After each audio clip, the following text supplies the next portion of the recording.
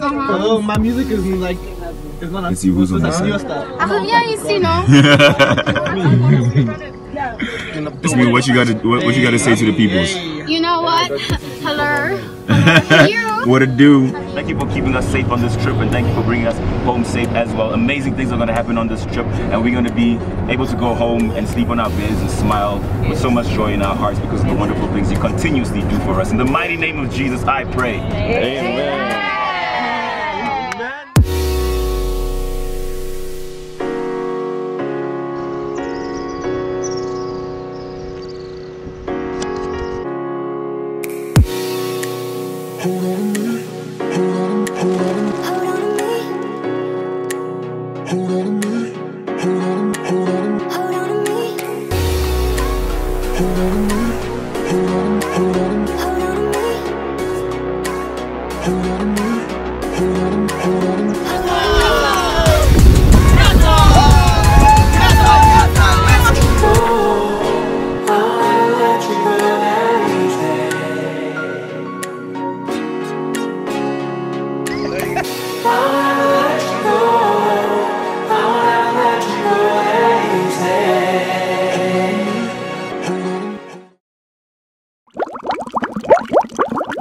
So we're going to do a get to know me tag because that's what the people have asked for us to do a get to know me tag. So I'm going to ask questions to specific people, and it may be the same question to one or two of you. But you know, we know that Harmony is going to ask questions after that, so keep time for Harmony's questions. So, okay, number one, Randy, what is your greatest and biggest accomplishment? Yeah, and it doesn't have to be like accolades. It can be love. It can be outdoors. By far, my greatest accomplishment. Okay. We in the world, guys. The English is running. It's yes. By far, my biggest accomplishment is the doctor motivation thing and being able to change lives. You know, when people send you a message and just say, "Oh my word, that thing you said, I needed it in that moment. Oh my gosh, oh my gosh." That for me, life changing. Back at you, Victor. Greatest accomplishments. Yeah. Hey, I'm just gonna be simple with this and just say that I think in high school one of the most greatest accomplishments I ever had was I made 20 grand off nothing. What does nothing mean? Like nothing. I didn't have Expand. anything. I basically used what I had in other people, other situations, and I made it shake. Elaborate. We need more. So basically, what happened was it was matric year, and our party, our school needed a place to like host. snitch. Maybe legal. You know, I think maybe I should just plead the fifth. Actually, yeah. I think No, don't plead the fifth. You always plead the fifth. Nigga, say a story. I don't think it was legal, because if it was in high school... Nah, let him learn. But it'll be 20 minutes we in the wild, guys. She no, like I gotta plead the fifth. You know, I gotta look up for the people. You ain't gotta plead the fifth. I said, hashtag Killing it. Sorry guys, what's the next? Mark, kiss or cuddle? What do you prefer? Can I answer please? I know you do. We know what it is. Why he's lifting his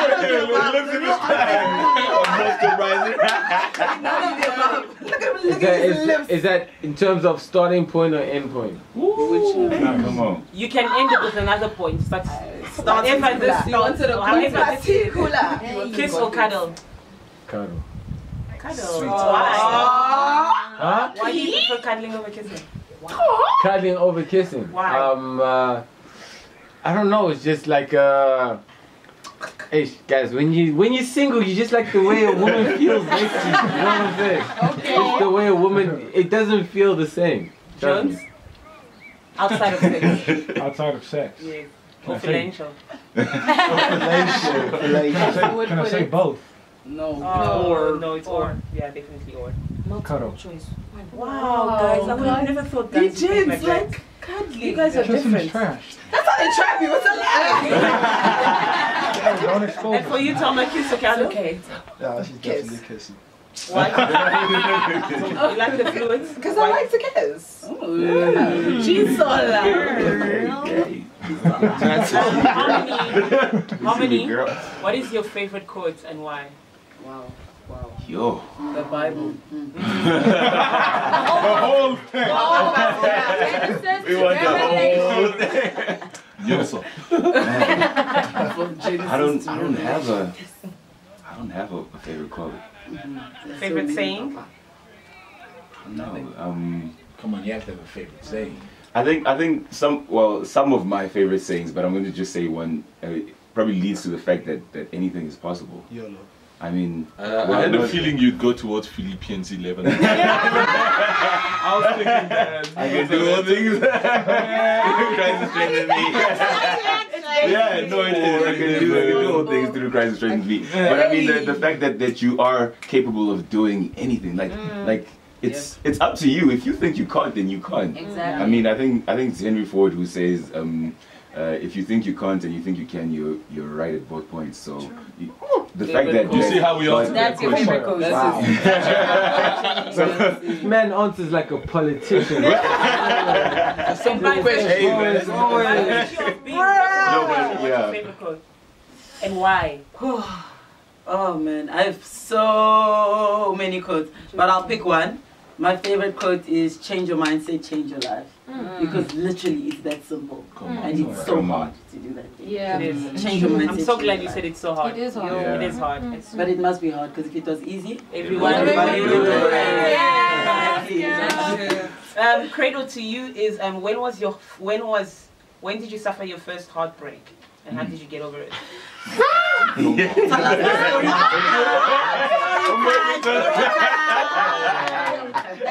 You know, it's real when the beard is getting the. It's a real thing, man. When you I thought of her, bro. You here? You can see. When did you suffer your first heartbreak, Yeah. and how did you get over it? First heartbreak. 14th of February 2000. Yeah, at what time? At 7.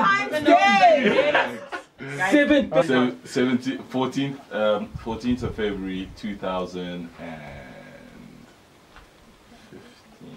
That was just now. And then how did you get over it? 2015. I just decided to dedicate my life and myself to God. That's all. So to my purpose, and that's how I got over it. Wow. Solid. Steph, when was the last time you cried, and why did you cry? Sure. That's so deep. These questions are hard. I'm actually such an emotional person. I cry for cute things in movies. I cry for everything. But the last time I actually cried was recently. I lost a friend. Yeah, very young. She passed away.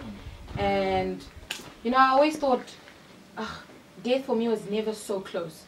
I always went to funerals, etc. Because, you know, rent a crowd. We always go Congolese. When your mom is going, she takes one of you with. But yeah, so I recently lost a friend, and it was so deep for me. I thought maybe, okay. For me, when I heard, it was painful, but I never thought I'd cry as much as I did. So death close to you is deep. So that's when the last time I cried. Your eyebrows are so expressive, eh? It's just like I've been. You guys are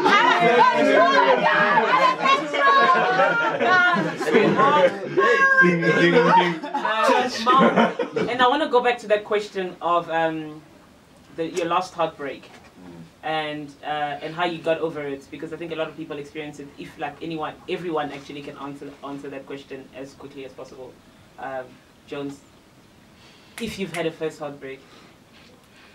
Sorry, I know we're running out of time. I just want to, like a great disappointment and a heartbreak. Is it like the same, or is it like a great disappointment? Just I think it's the same. I like what you said. I like what you said. So I've had a great disappointment, and I went on a rampage.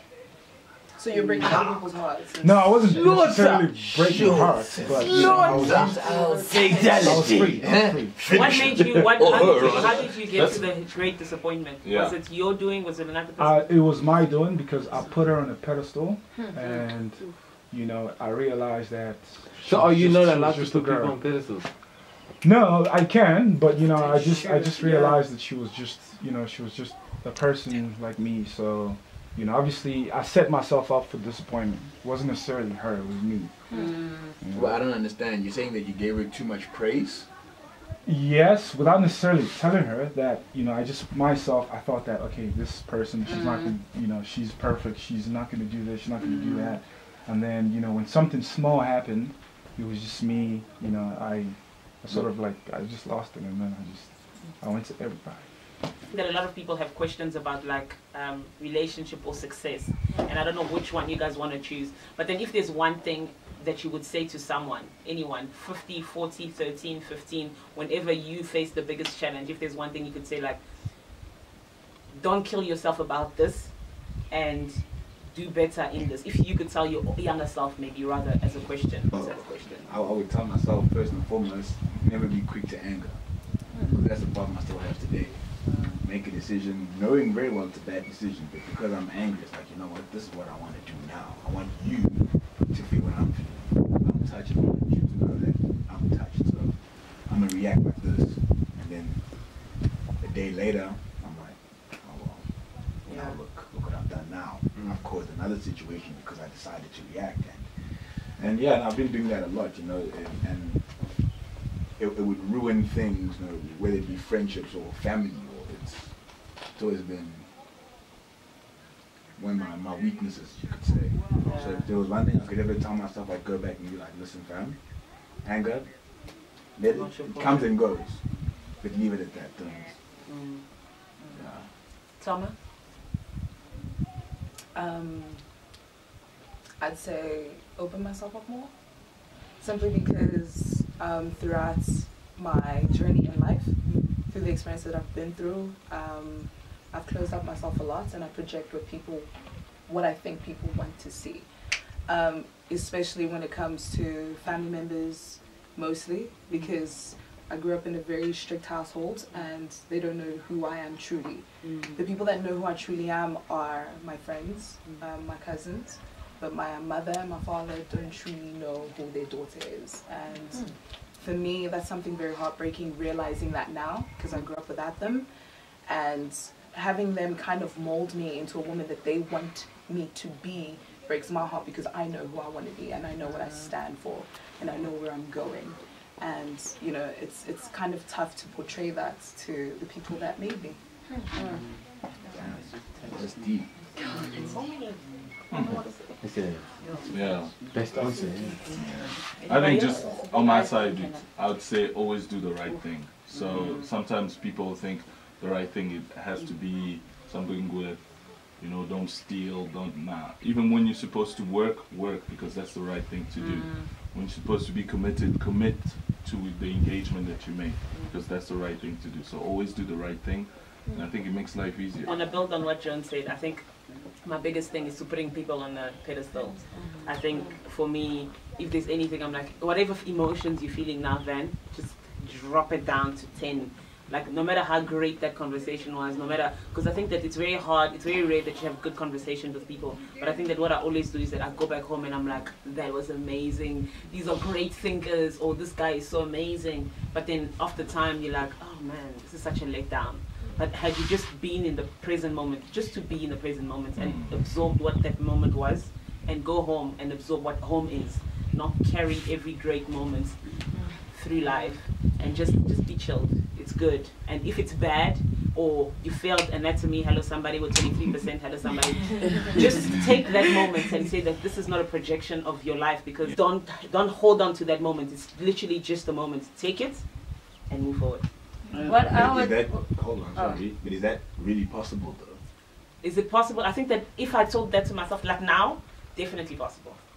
Like, especially when I'm experiencing life now and I'm experiencing great people, I always tell myself that calm down, leave room for disappointment, and leave room that actually God can actually change this, but He's gonna change it for the better. Before, I always thought that I constructed my life, and so I need to hold on to this amazing moment. What I would, for me, say to my past self is to be less insecure, because I was very insecure about my skin and just like everything for me. I just felt like, oh my gosh, everyone is looking at me, everyone is judging me. You can ask my sister. It used to be like, I used to cry. It was a major thing for me, even like 2 years ago even. Yeah, not so long ago. So it was just for me to realize that even though man looks on the outside, God really looks at the heart. And that's what's it's important. different. It's different.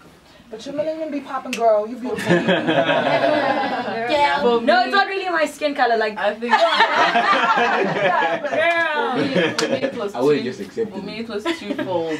I think in high school it was when I finished high school it's okay, because everyone was, you know, when everyone's like, you're that story that didn't happen. You didn't make prefect. You didn't make this. You didn't make this. But oh my gosh, you see this, and it was like, I know you're not acknowledging me here, but these aren't the accolades I'm aiming for. So it's okay. So if you're in high school and if you feel like I'm doing everything right, but why am I not up there? I'm doing everything right, but why am I not here? People like me. I feel like it's okay. You're building your testimony because you're the underdog. It's okay to be the underdog. It's okay to be overlooked, because when you're gonna decide that today and no other day I'm pushing for this, you can't help but shine. It will just happen that you will shine. So I think if you're a teen and you're breaking from high school into varsity, understand that school is made for a system, and it's a system that you have to pass, and you have to understand that it's building your character. So everything that you're not getting and everything that you're getting, it's okay. In varsity, I would say, and in work, I'd say take responsibility. If you were mean, take responsibility. If you were angry and you said something, take responsibility. Understand that this is with my flaw, this is what I do, and I have to take responsibility. So if I get reprimanded, if I'm not spoken to for a year, I have to take responsibility for the fact that I ruined relationships because I acted in a certain way, and that certain way stopped this and this and this person from growing. So take responsibility for the havoc you caused. Take responsibility for the fact that your insecurity could affect your partner and make him do something else. Take responsibility for the fact that your failures have molded you. So you're critical about everything. You're critical about failing. But take responsibility of the fact that you are who you are, and you'll make mistakes, but you will win. So I think those are twofold. I think that's. I think mine is linked. Mine is linked to that, and also in the sense that you just have to keep going. I mean, keep pushing and go 100% at everything, even though people don't acknowledge you for what you're doing at that particular moment. It may not seem normal to other people, but just keep going. And what is normal to people doesn't necessarily mean it's right. It doesn't necessarily mean it's the best thing. So just keep pushing 100% in everything that you do. And then also another thing, it wouldn't be me if I didn't have a Bible verse, but God says be faithful in the little things. And so continuously be pushing in the little things, and then big things are going to come from there. But also be careful that also applies to the negative side, because if you're pushing little things, little bad habits and bad tendencies, they're going to grow to be bigger bad tendencies that you're going to have to deal with later on in life. You can't just sweep it under the rug. So keep going 100% in what you need to do. You're going to fail, you're going to mess up from time to time, but you're going to mess up from time to time, but keep going 100%. What I tell my young self, right? What I tell my young self is live, bro. Live. It's not that deep. As in your young self in Linksfield, when you were getting pressure for Nah, Linksfield, high school, everything. Live, bro. It's not that deep. What I wanted to do, I was supposed to go run in America and do it because of like fears. Like, you know, live hard, run hard, love hard, work hard. Everything you do it hard. Exactly. If you have to love 50 times and get broken 50 times, do it. It's not that deep. It really isn't. It really isn't.